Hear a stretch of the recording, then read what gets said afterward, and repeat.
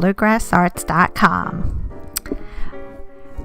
My name is Anne, and this is our third video so far. And we're going to be painting a Christmas card today with a Christmas tree. We'll be doing some wet and wet, which means wet watercolor will be put on wet paper. So the technique's a little bit different than what you've seen before, but it's still super simple. So it's something that pretty much everyone should be able to do. I'm just sketching out a little bit of a Christmas tree shape, some garland and some decorations.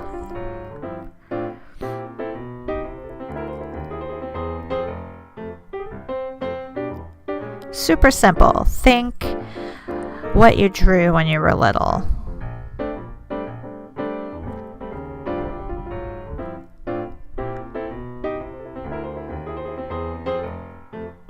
Now we're using something called masking fluid. Mine comes in a little squeezy bottle with a teeny applicator tip because the stuff is killer on your paintbrushes. If you use the kind that has a brush, please be very careful. What I do is I put my brush in a little bit of soap first. I'll wet my brush, put it back and forth on a little bit of soap, and that way I only put the masking fluid just at the tip of the brush, and then I wash it off quickly as I'm using it. It will harden on your brush and ruin it, so don't use any brush that you're in love with. That's why I try to use this little squeezy bottle whenever I can. It kind of just avoids the whole cleaning your brush or ruining your brush scenario.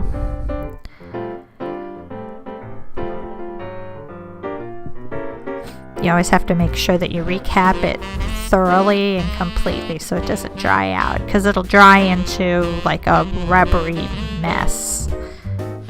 So the first thing you want to do is wet the card down, but make sure that the masking fluid is completely dry or it will ruin your brush.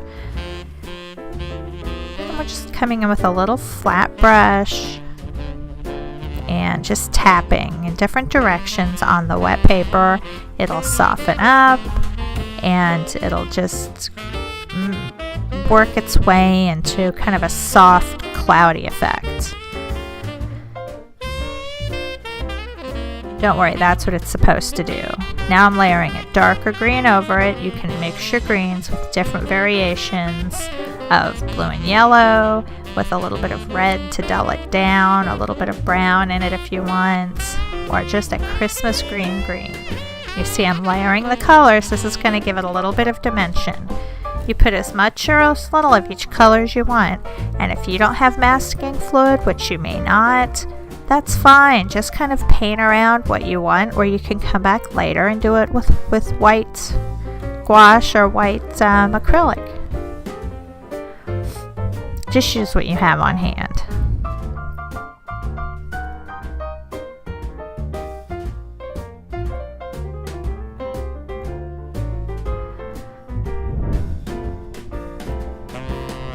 I'm trying to define the branches a little bit more. Don't worry, it won't stay looking like a porcupine. Although sometimes the trees feel like porcupines.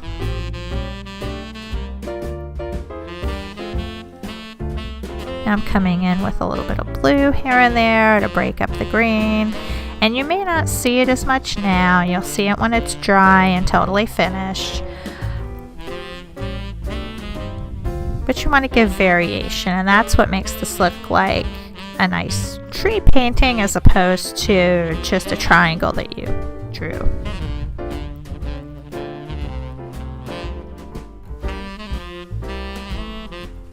Now I'm wetting along the background again, since it has dried, and that's also going to soften the sides of the tree. See, the little porcupine things are gone. And we're not trying to draw any attention to the background. This is more wet and wet.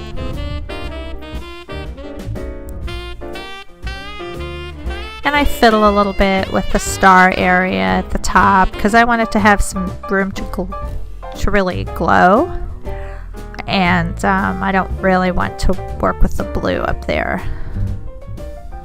I also am trying to keep puddles off the tape so that it doesn't kind of bleed under the tape. This is just washi tape, but you can use artist tape.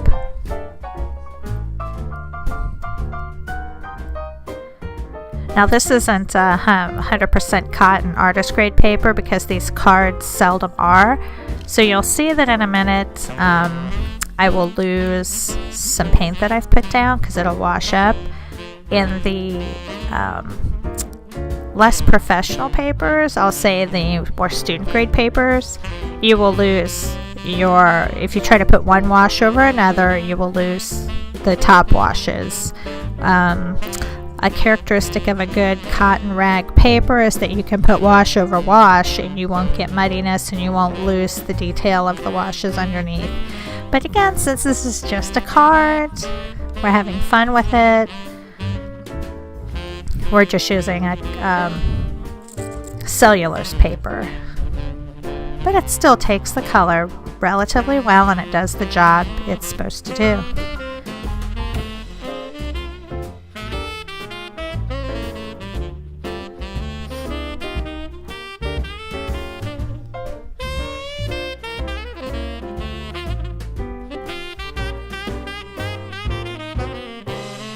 A little more punch here and there.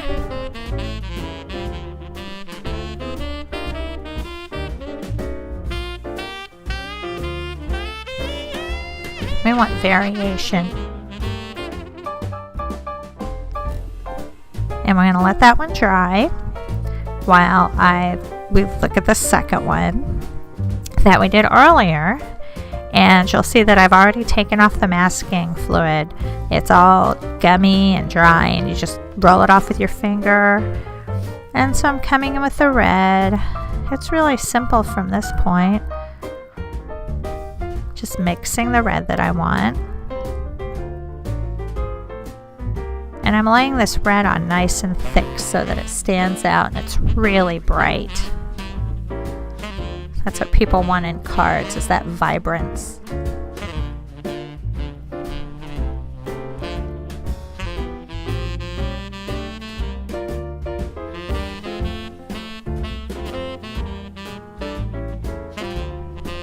I don't normally paint this thick with my paints.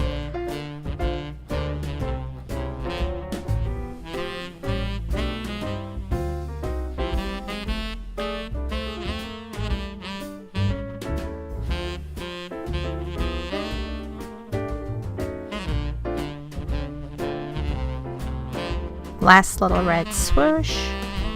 Now we're moving on to our ornaments. Oh, nope, I'm putting some shadow on the red garland. Just a darker, like maroon. I can't help myself. I have to put in a little bit of detail and shadowing.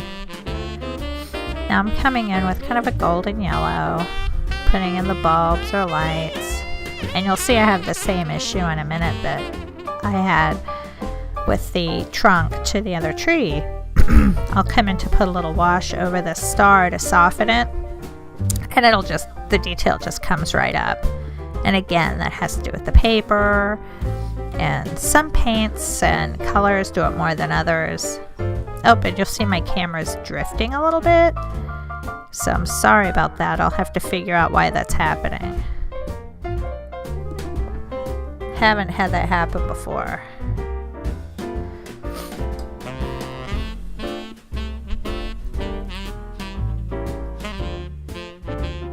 And I'm coming in with the white and brightening up the snow a little bit.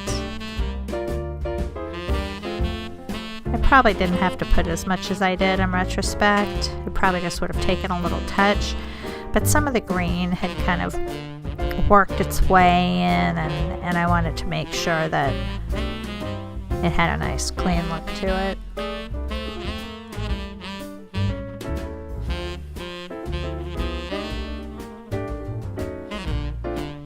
and that's an ink I'm using. That's a Pro White ink. You can use any white ink or gouache, or again, even acrylic you have laying around. See how I lose the detail, but I'll come back later and it ends up looking better in the long run, I think. Now I'm putting some metallic paint that I have over the golden yellow. So I don't think it picks up on camera very well, but in person they have a metallic sheen when you look at them in the light, which makes it nice in person. Whoever receives the card will be able to see it.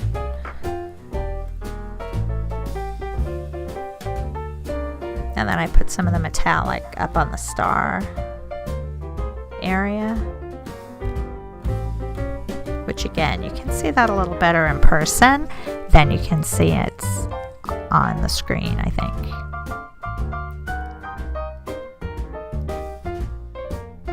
And now I'm putting some shadow on the snow. That's really the key that a lot of people don't think about.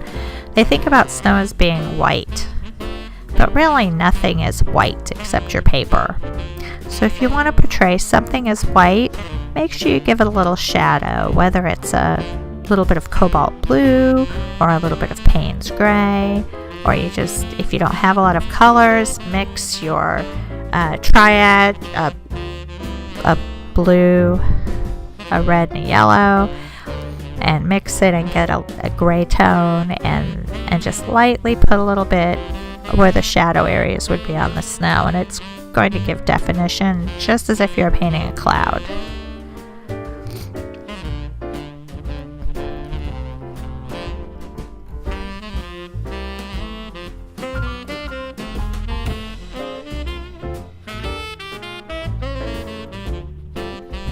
And I'm wrapping it up at the end a little bit, kind of smoothing the little shadow transitions so that I'm happy with them, fussing a little bit.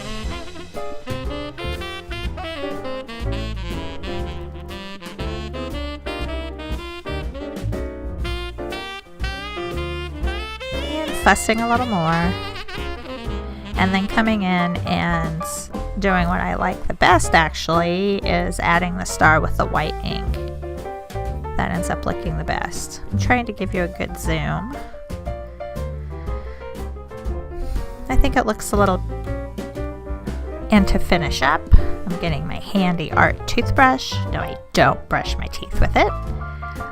And I'm just putting the tip of it into the ink. There's a lot of different ways to do this. You can do it with a paintbrush.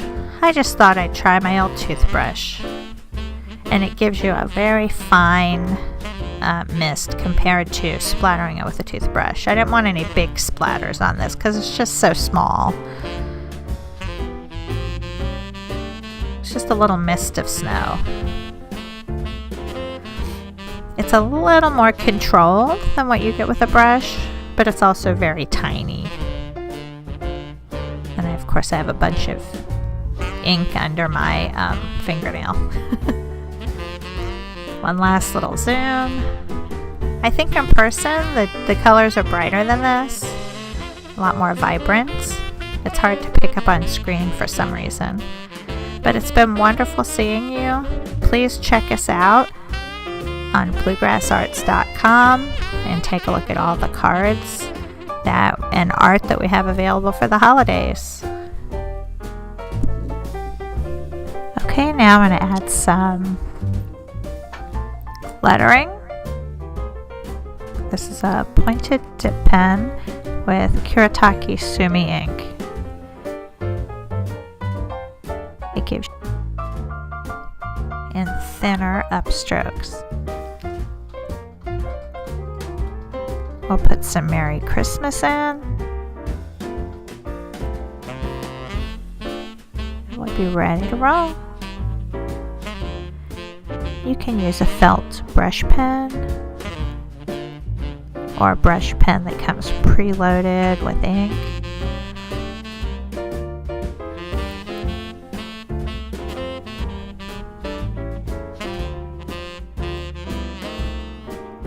And you'll want to practice on another sheet of paper first.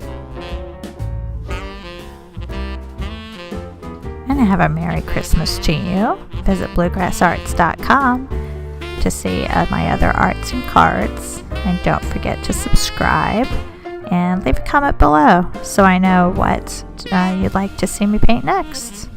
And let me know if you have any questions. Bye!